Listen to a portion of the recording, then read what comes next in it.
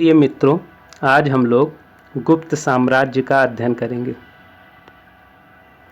The age of Gupta, गुप्त काल 320 to 550 AD, 320 से 550 ईस्वी। The classical age of India, Bharat का प्राचीन काल। Gupta empire, the golden age of India, Gupta साम्राज्य, भारत का स्वर्ण युग। तो आगे देखते हैं।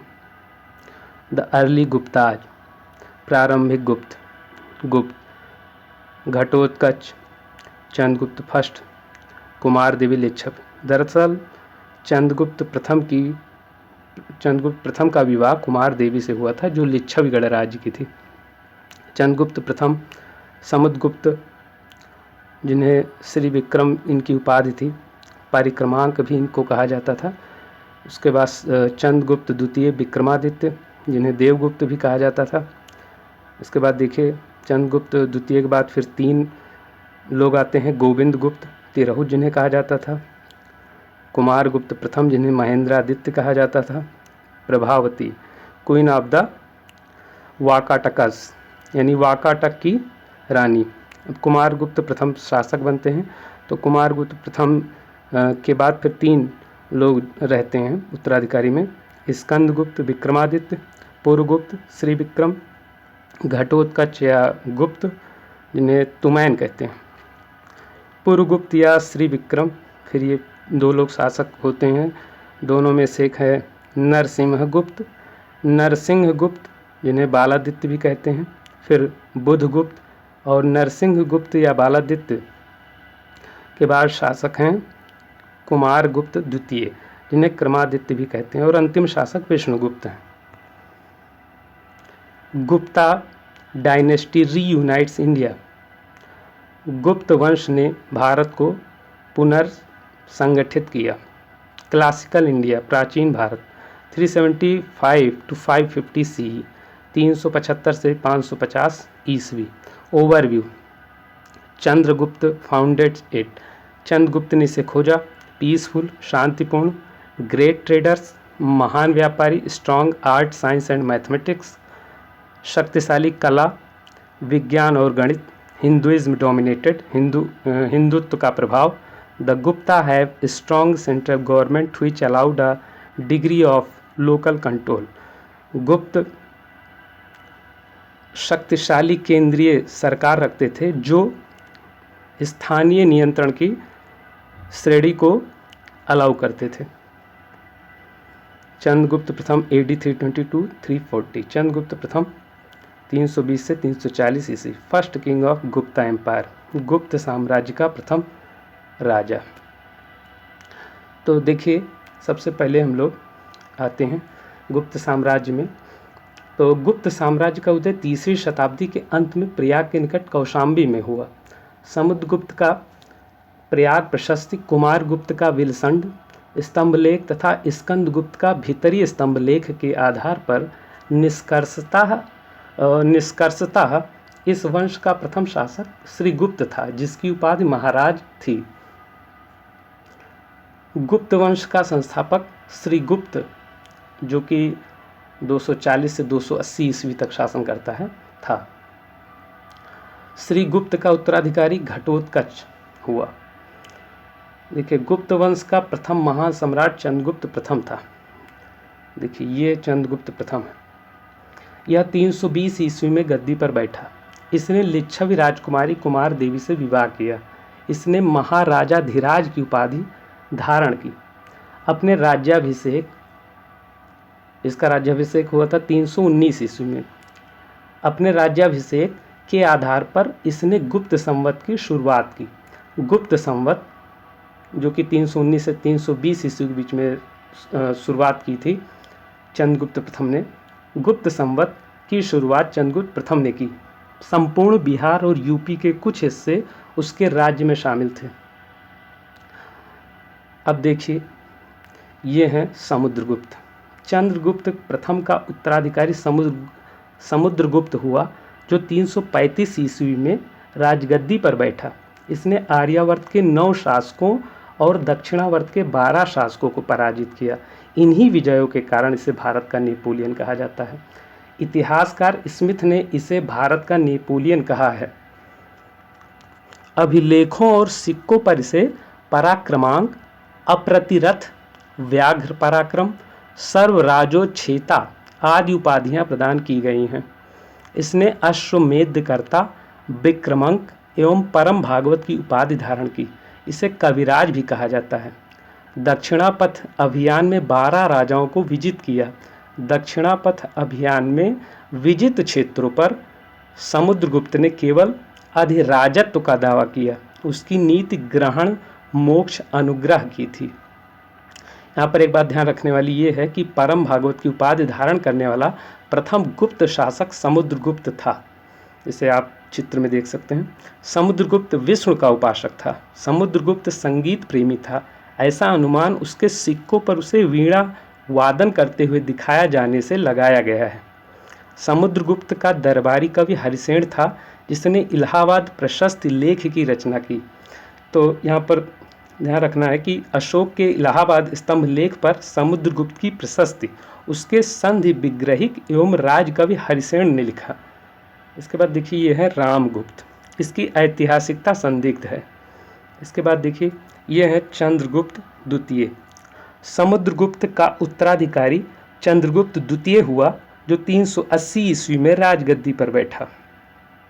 शकों पर विजय के उपलक्ष्य में चंद्रगुप्त द्वितीय ने चांदी के सिक्के चलाए। इसे देवराज, देवगुप्त, देवश्री, विक्रमादित्य, परम भागवत आदि नामों या उपाधियों से भी जाना जाता है। शाब चंद्रगुप्त द्वितीय का राजकवि था। चंद्रगुप्त द्वितीय के समय में पाटलिपुत्र एवं उज्जैनी विद्या के प्रमुख केंद्र थे। इसने ध्रुव देवी एवं कुबेर नागा से विवाह किया था। दिल्ली के मेहरौली स्थित लौह स्तंभ लेख पर चंद्रगुप्त शासक द्वारा सिंधु के पार बाहलीकों और पूर्व में बंग शासकों पर विजय का वर्णन है। चंद्र की पहचान चंद्रगुप्त द्वितीय से की जाती है। इसने अपनी पुत्री प्रभावती का विवाह वाकाटक नरेश रुद्रसेन द्वितीय से किया था। चीनी यात्री फायान ने इसके समय में ही भारत की यात्रा की थी। वह लगभग 14 वर्ष भारत में रहा। चंद्रगुप्त द्वितीय के शासनकाल में चीनी बौद्ध यात्री फायान भारत आया। अनुश्रुति के अनुसार चंद्रगुप्त द्वितीय के दरबार में 9 विद्वानों की एक मंडली निवास करती थी, जिसे नवरत्न कहा गया है। तो आप जानते हैं कि नवरत्न इसके भी दरबार में थे और भी दरबार में थे, आप जानते हैं। महाकवि कालिदास संभवतः इनमें अग्रगण्य थे। कालिदास के अतिरिक्त इनमें धन्वंतरी, छपड़क दरअसल फलित ज्योतिष के विद्वान थे। तो धन्वंतरी, फलित ज्योतिष के विद्वान छपड़क, कोशकार अमर सिंह, वास्तुकार शंकु, बेताल भट्ट, घटकरपर, वाराहमिहिर जो खगोल विज्ञानी था, एवं वरुरुचि जैसे विद्वान थे। तो यहाँ पर आपको ध्यान रखना है कि ऐसा माना जाता है कि चंद्रगुप्त द्वितीय के दरबार में 9 रत्न विराजते थे। इसमें कालिदास, धन्वंतरी, छपड़क, अमर सिंह, शंकु, बेताल भट्ट, घटकरपर, वाराहमिहिर, वरुरुचि जैसे विद्वान शामिल थे। इसी तरह से अकबर के दरबार में भी 9 रत्न थे, आप जानते हैं। इसके बाद आगे देखते हैं हम लोग। चंद्रगुप्त द्वितीय का सांध्य विग्रहिक सचिव वीरसेन शैव मतावलंबी था, जिसने शिव की पूजा के लिए उदयगिरी पहाड़ी पर एक गुफा का निर्माण करवाया था। वीरसेन व्याकरण, न्याय, मीमांसा एवं शब्द का प्रकांड पंडित तथा एक कवि भी था। इसके बाद हम लोग आगे देखते हैं। यह है कुमारगुप्त। इनकी उपाधि है महेंद्रादित्य। कुमारगुप्त प्रथम। चंद्रगुप्त द्वितीय का उत्तराधिकारी कुमारगुप्त प्रथम या गोविंद गुप्त 415 ईस्वी से 454 ईस्वी हुआ। यानी कि कुमारगुप्त प्रथम या गोविंद गुप्त का शासनकाल 415 से 454 ईस्वी माना जाता है। मंदसौर अभिलेख वत्स भट्टी रचित प्रशस्ति, यानी कि मंदसौर अभिलेख क्या है? वत्स भट्टी रचित प्रशस्ति है। तो वत्स भट्टी रचित प्रशस्ति मंदसौर अभिलेख से कुमारगुप्त के बारे में विस्तृत जानकारी प्राप्त होती है। इसके बाद हम लोग देखते हैं, ये है स्कंदगुप्त। देखिए, अगर हम कुमारगुप्त के बारे में और बात करें तो स्कंदगुप्त के भीतरी अभिलेख से ज्ञात होता है कि कुमारगुप्त के शासनकाल में पुष्य मित्रों का आक्रमण हुआ था, जिसे रोकने के लिए कुमारगुप्त ने स्कंदगुप्त को भेजा था। नालंदा विश्वविद्यालय की स्थापना इसी के काल में हुई थी। नालंदा विश्वविद्यालय की स्थापना कुमारगुप्त ने की थी, ध्यान रखिएगा। कुमारगुप्त ने महेंद्रादित्य की उपाधि धारण की थी। अब देखिए, हम लोग थोड़ा सा स्कंदगुप्त के बारे में पढ़ लेते हैं। स्कंदगुप्त कुमारगुप्त प्रथम का उत्तराधिकारी स्कंदगुप्त या स्कंदगुप्त, कहीं कहीं स्कंदगुप्त लिखा मिलता है, तो ध्यान रखना है, कुमारगुप्त प्रथम का उत्तराधिकारी स्कंदगुप्त हुआ। स्कंदगुप्त का शासनकाल 455 से 467 ईस्वी है। जूनागढ़, अब यहाँ पर एक बात ध्यान रखना है, ये कि स्कंदगुप्त के शासनकाल में ही हूणों का आक्रमण शुरू हो गया। जूनागढ़ अभिलेख से पता चलता है कि स्कंदगुप्त ने म्लेच्छों यानी हूणों के आक्रमण को विफल कर दिया था। स्कंदगुप्त ने गिरनार पर्वत पर स्थित सुदर्शन झील का पुनरुद्धार किया। तो क्या ध्यान रखना है कि स्कंदगुप्त ने सुदर्शन झील का पुनरुद्धार करवाया था।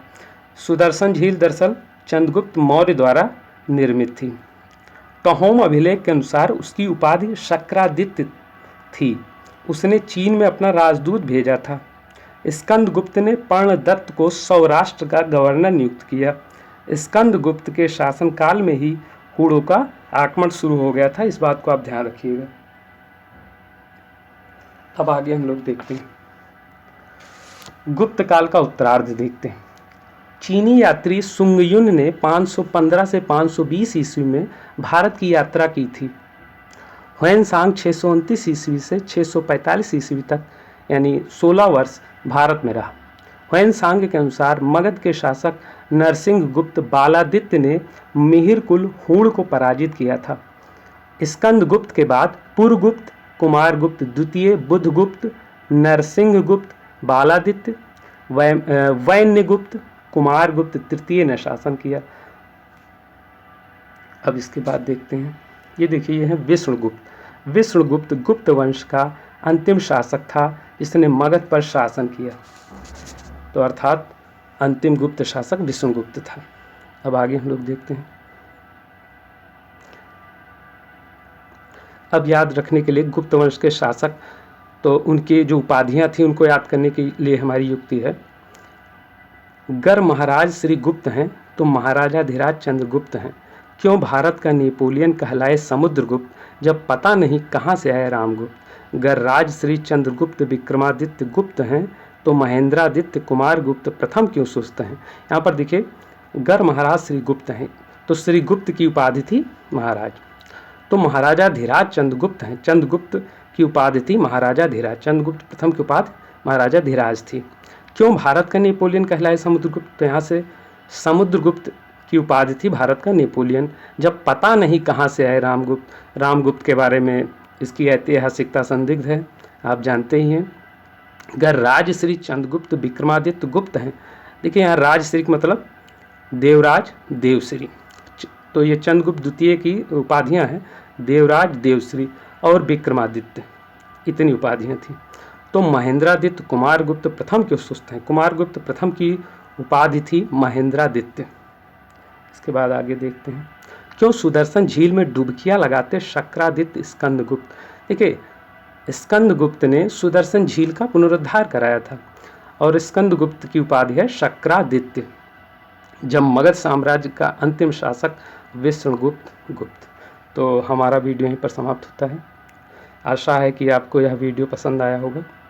अगर पसंद आया है तो आप इसे लाइक कीजिए, शेयर कीजिए, और अगर हमारे चैनल पर आप नए हैं तो इसे सब्सक्राइब कीजिए।